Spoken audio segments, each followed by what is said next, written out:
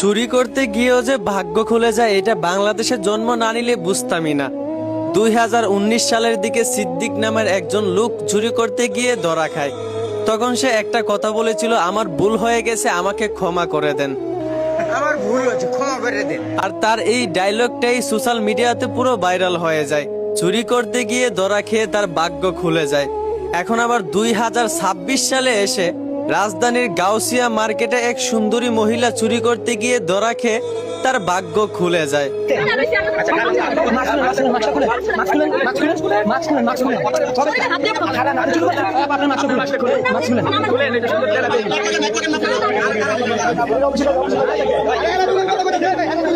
একটি দোকানে মহিলাটা চুরি করতে যায়, কিন্তু চুরি করতে গিয়ে মহিলাটা ধরা খেয়ে যায়।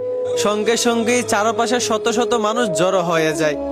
কিন্তু মহিলাটার কোলে ছিল একটি নিষ্পাপ বাচ্চা। মহিলাটা দেখতে অনেক সুন্দর ছিল, তাই মহিলাটার গায়ে কেউ হাত তুলেনি, কেউ কিছু তাকে বলেওনি।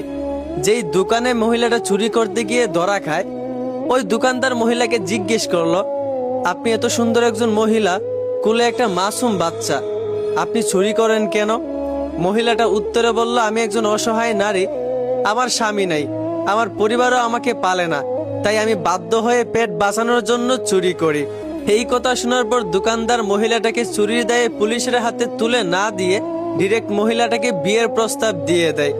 মহিলাটা অনেক খুশি হয়ে যায়, রাজি হয়ে যায়, কারণ মহিলাটারও কোনো স্বামী ছিল না, আর ওই দোকানদারেরও কোনো স্ত্রী ছিল না। কি অবাক বিষয়, তাই না? চুরি করতে এসে ধরা খেয়ে যেইখানে পুলিশের কাছে যাওয়ার কথা, সেইখানে তার ভাগ্য খুলে গেল। দোকানদার মহিলাটার সৌন্দর্য দিকে ক্রাশ খেয়ে পুলিশের হাতে তুলে না দিয়ে ডিরেক্ট বিয়ের প্রস্তাব দিয়ে দিল। তবে আমি জানি না দোকানদার কোন উদ্দেশ্যে মহিলাটাকে বিয়ে করতে চাচ্ছে। তবে এইটাই কিন্তু একজন মুসলমানের পরিচয়, এইটাই হচ্ছে ইসলাম।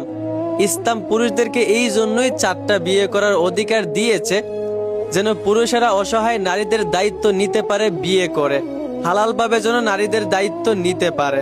এইটাই হচ্ছে ইসলাম।